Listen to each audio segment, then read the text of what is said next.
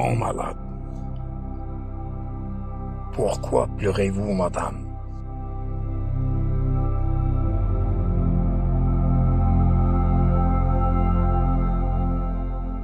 Aïcha avait pris l'initiative de demander de l'aide à l'un de mes amis de la ville de Salé, à une trentaine de kilomètres de l'hôpital Avicenne. Abdelkbir, un ami qui avait éveillé en nous, Aïcha et moi, la chance de reprendre espoir. Un ami qui ne se contentait pas de manifester son amitié à notre égard uniquement par ses visites, sa sympathie et ses discussions, c'était surtout par ses actes. C'était lui, par exemple, qui m'avait payé les 2 bidons de bicarbonate indispensables à ma dialyse. Abdelkbir m'avait fixé un rendez-vous avec un neurologue dans une clinique conventionnée avec la mutuelle de l'éducation nationale. C'était un après-midi lorsque ma conjointe s'était arrangée à dissimuler mon dossier sur la veste de notre ami, qui, auparavant, avait fait semblant de l'oublier dans ma chambre pour revenir la chercher par la fenêtre qui donnait sur la cour de l'hôpital. Il reprit sa veste qui cachait mon dossier et monta dans sa voiture. Aïcha demanda à un médecin de garde que nous ayons vu pour la première fois de m'autoriser à sortir, faire des analyses médicales dans un laboratoire privé. Par miracle, il accepta, sans même savoir de quoi s'agit-il. C'était une ruse habile, bien combinée et bien réussie d'Aïcha. Ainsi, nous avions quitté l'hôpital ensemble et nous retrouvé après une demi-heure de route en voiture dans la clinique devant le bureau d'un neurologue. Notre combine, cousue d'un fil blanc, avait failli être dévoilée lorsque notre ami remarqua qu'il y avait une autre salle d'attente, pleine de gens, en croyant que c'était là qu'il fallait faire la queue et attendre l'urologue, et non pas à l'endroit désigné par le concierge de la clinique. Aussitôt, une dame âgée arriva par coïncidence et demanda à haute voix: « Est-ce que le professeur Srer est arrivé ?» Stupéfaite et désorientée, Aïcha répondit à sa question par une autre. « Quel Srer? Celui de l'hôpital Avicenne ?» Je répliquai vivement à Aïcha. « Et que veux-tu qu'il soit? Le kbir de la clinique ?»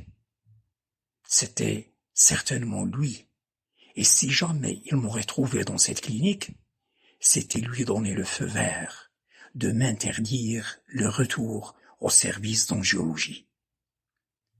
Bien que notre petite fourberie était innocente, une aide en situation d'urgence, et que c'était lui qu'il fallait prendre au collet pour sa conduite impérieuse, qui donnait peu de valeur à une vie humaine.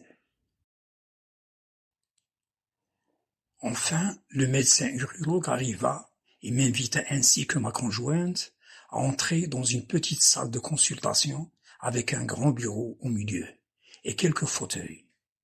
Je mettais à sa disposition mon dossier médical, dérobé au service d'angiologie, en lui proclamant spontanément: « Au secours, docteur.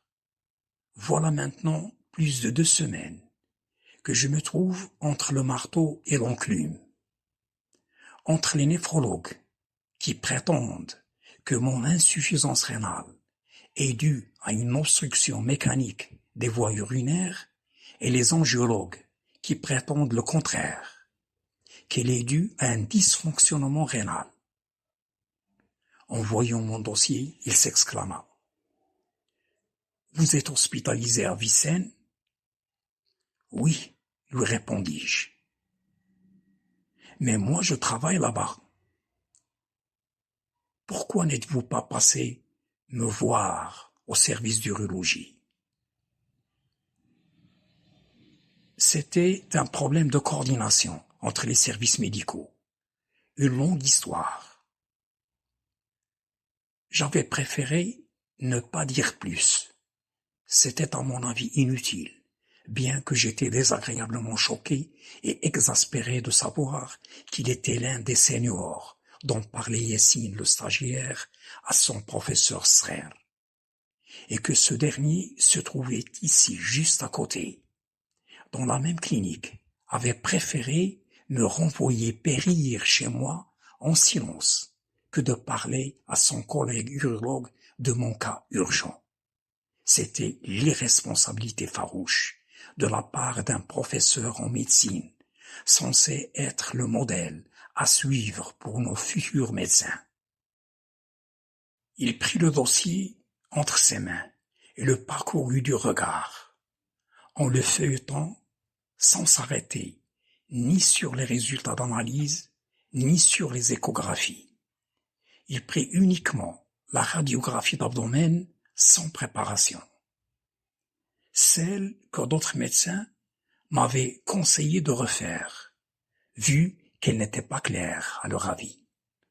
La plaça sur le négatoscope fixé au mur, l'observa un petit moment et me demanda: « Avez-vous jamais eu mal au rein ?» « Non, jamais. »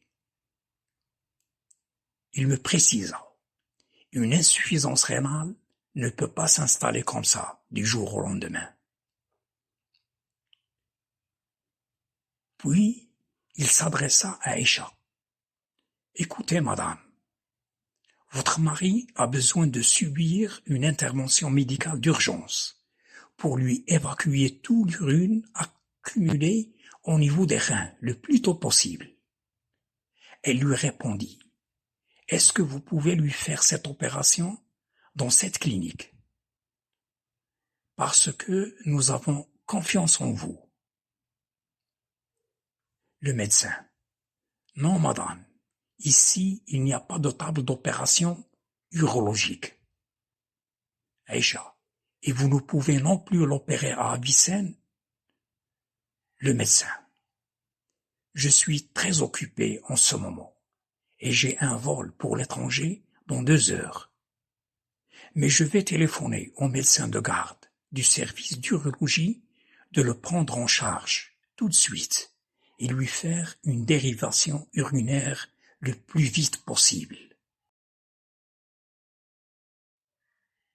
Il retira son téléphone portable de sa poche et appela le médecin de garde en question. Malheureusement, son téléphone ne répondait pas. Il nous rassura en nous confirmant qu'il allait continuer à lui téléphoner jusqu'à obtenir une réponse. Il retira de son cartable un papier avec en tête CHU Avicenne Rabat et rédigea une lettre destinée au médecin de garde, signalant mon hydronéphrose et l'urgence d'une dérivation urinaire. Mon épouse avait regretté sa manière gauche d'écrire, elle qui avait enseigné aux enfants la bonne posture et la bonne manière de tenir un stylo, pour qu'ils prennent de bonnes habitudes d'écrire. « C'est dommage pour un médecin compétent comme lui, » répétait-elle, souvent en parlant de lui.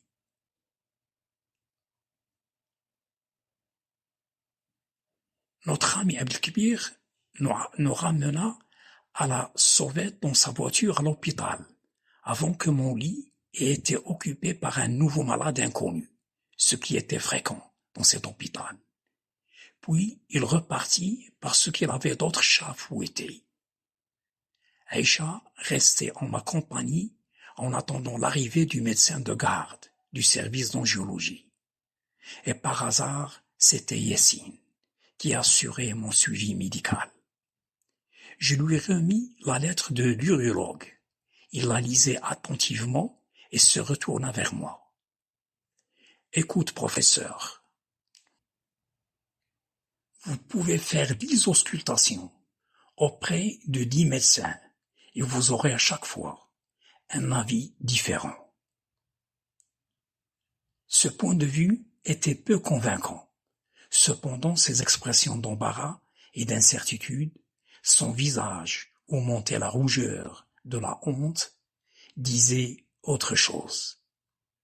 Il était incapable de s'excuser autrement. Il me prescrit une ordonnance d'achat d'un kit nécessaire à mon opération chirurgicale qu'il laissa à mon épouse. D'après lui, le prix de ce matériel ne dépassait pas les 600 dirhams.